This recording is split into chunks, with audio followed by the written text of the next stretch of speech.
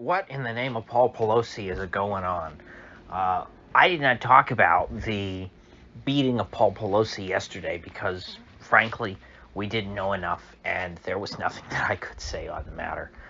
But we've learned a little bit more today, and the mystery just keeps getting more and more interesting. Yesterday, we found out that Paul Pelosi was beaten with a hammer in his own home.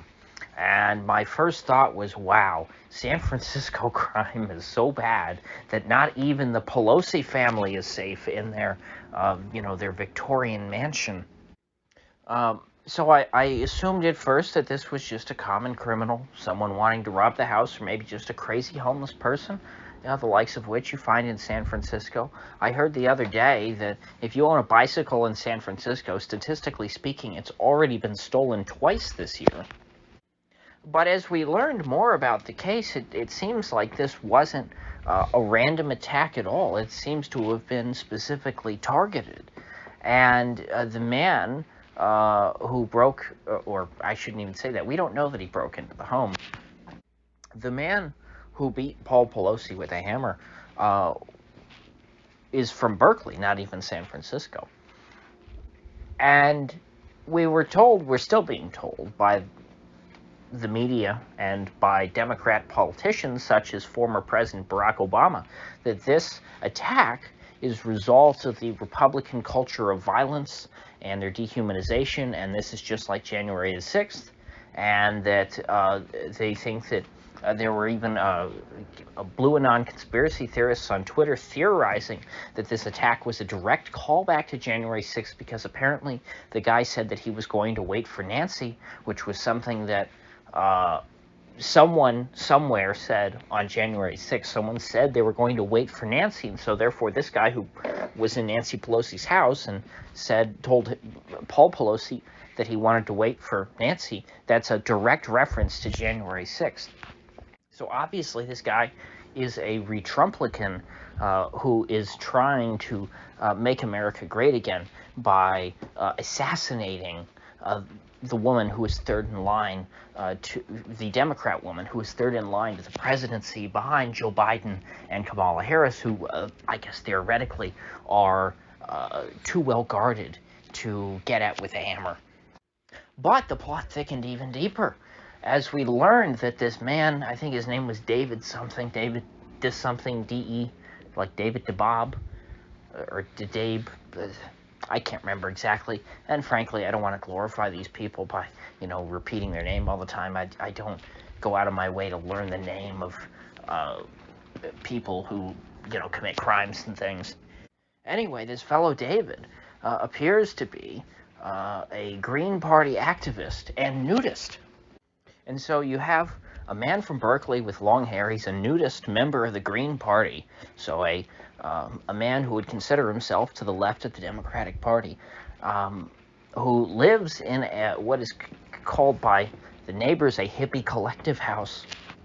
At this point, I'm thinking that this may not be a case of MAGA violence. I don't think that this is Republican pro-Trump terrorism. It just, frankly, is not adding up that way, despite what President Barack Obama has said today. Now, something else about this case, the fight did not actually begin until the police, the San Francisco Police Department, entered the Pelosi home. This man with the hammer in his underwear, who I believe when they found him, he was in his underwear in the Pelosi home with Paul Pelosi. He had not started to attack him yet until the police arrived. That was when he became irate and belligerent and began to beat Mr. Pelosi with a hammer. Presumably, if the attack had begun, excuse me for coughing, if the attack had begun earlier, before the police arrived, he could have killed Mr. Pelosi. So it is, I guess it's a relief that he didn't lash out. Maybe he didn't know that the police were on the way. Maybe he thought that he was going to be able to sit there and wait for Nancy. Now, the details are still not 100% There's a lot that can change. So some of the things that I hear we might learn later that this was wrong, or maybe it wasn't the full story. But as of right now, the last I heard is that there was no sign of forced entry, and that the police believe that this man came in through an unlocked sliding glass door, which I find strange. I wouldn't think that this kind of house, I've seen, maybe she lives in a different house now, but I'm pretty sure I've seen Nancy Pelosi's home. It's a historic home in San Francisco, quite beautiful.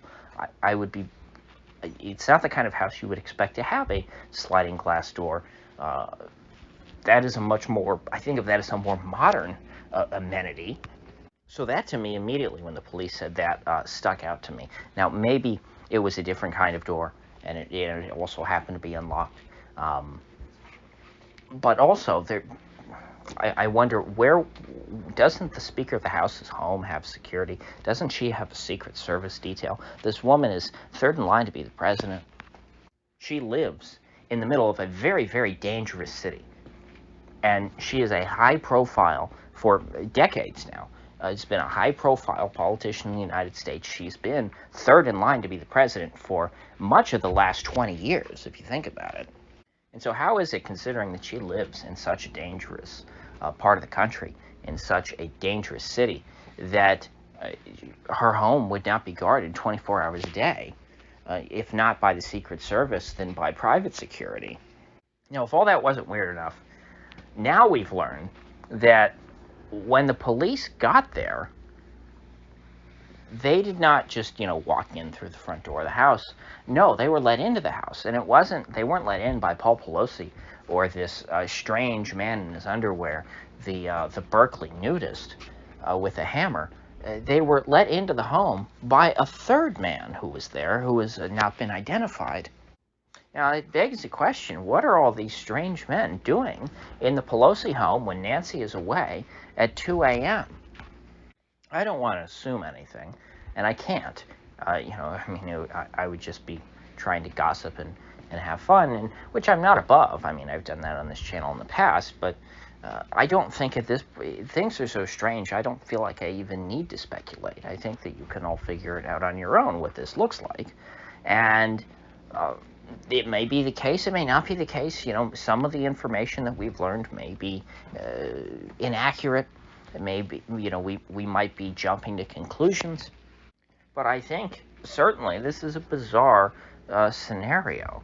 And it's not something that I was expecting to happen on any given Friday afternoon. Or it was Friday afternoon when I found out about it. This happened all Friday morning, I believe, around 2 a.m. Now, personally, based on everything that I've seen so far, I find it hard to believe that this man just wandered into the home of Paul Pelosi. I think at this point that he was let in. I'm not going to say why. I don't know why he would have been let in, but it doesn't make sense to me that this man broke in. The police are not saying that there's any sign that he broke into the house. It's hard for me to believe that the Pelosis would just leave their home in dangerous San Francisco unlocked with no security at any given time in the middle of the night. I mean, there's a lot that's strange about this, but who is this third man? What was he doing there at 2 a.m.? If there was another man in the house, it's not like Paul was alone and all of a sudden somebody broke in and held him at hammer point until the police got there. No, it seems that Paul had company to begin with. And so is it such a stretch, if Paul already had one visitor, that this other man could have also been, a guest when all of this started? After all, things did not escalate to violence until after the police arrived. So it seems that they were, cordially engaging with one another for quite some time. So this is something that I'm going to follow quite closely because there's something that's very wrong here, and I don't know what it is. But I think that when we get the answer, it's going to be interesting, and who knows, maybe it'll be a dud. Maybe there's a reasonable explanation for all of this, and there was nothing really afoot. This is just a crazy guy happened to wander into Pelosi's house. It's all pure coincidence. But as of right now, I don't think that's the case. My voice is about done. I'm coughing a lot right now, and it's going to be tough to keep it out of the video. Hopefully none of you hear any coughs in the final product. So with that said, before I hack up my other lung, I will see you folks back here tomorrow.